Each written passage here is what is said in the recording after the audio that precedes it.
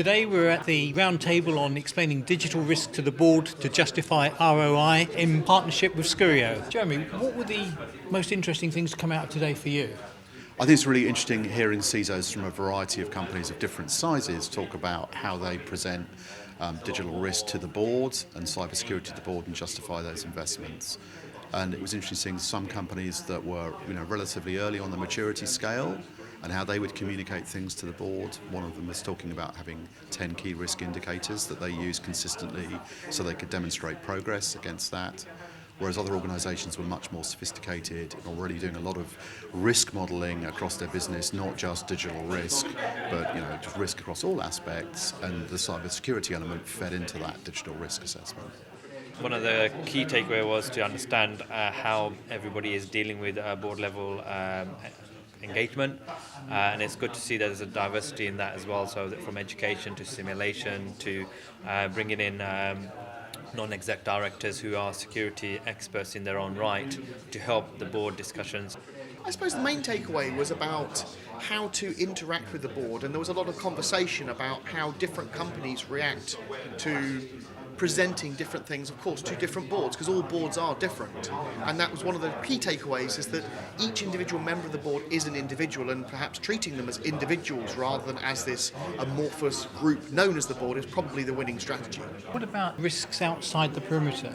Yeah, I think that's, again, digital transformations affecting all the businesses, and some of them are already very transformed. Whereas others are really early in that stage. And I think that there was a lot of conversation about how you look after data once it's outside the perimeter and how you assess your suppliers in terms of their security maturity, just because the supply chains are so complex now that a breach is quite likely to happen outside the supply chain. So quite a lot of discussion about how do you do that, how do you audit those suppliers, and how do you look after your data when it's being processed by someone else. And what did you see as the main difference between, say, yourself in the public sector and private sector in terms of what the board found important, whether it was loss of money, risk, IP, reputation? So there is not much of a difference between private sector and public sector in terms of the risk. It is all data, it is all financials. There is going to be an impact on balance sheet. And whilst public sector does focus a lot around reputation and personal data, all organisations in the private sector are doing the same. So it's good to see that we are all tackling security and risk around security in the same way. And did you get the impression that boards now do understand cybersecurity as a business risk? I think they're getting there. I think certainly there is increased awareness, and GDPR fines, the headline fines, I think help cement that. But it's clear that selling this on the basis of fear of a big GDPR fine at the board level isn't the right way to do it anymore. I think everyone's been there, done that.